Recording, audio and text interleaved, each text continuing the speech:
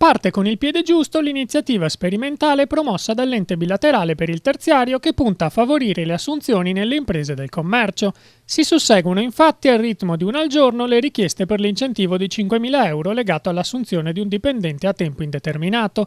Molte anche le richieste di contributo giunte a vario titolo dalle aziende, che spaziano dalla formazione degli apprendisti alle visite mediche aziendali.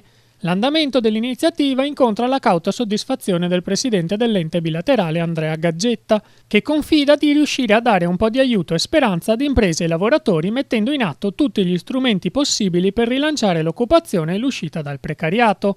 Consistenti anche le richieste sul fronte dei lavoratori, con 34 domande di contributo per le spese dei testi scolastici e 18 legate al premio di natalità.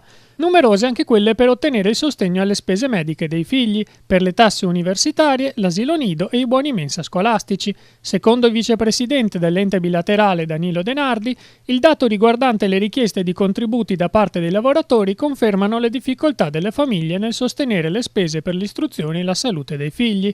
L'iniziativa, presentata lo scorso 10 ottobre a Mestre e attivata insieme alla Confcommercio provinciale e ai sindacati di categoria CGIL, CISL e UIL, proseguirà sino a fine anno.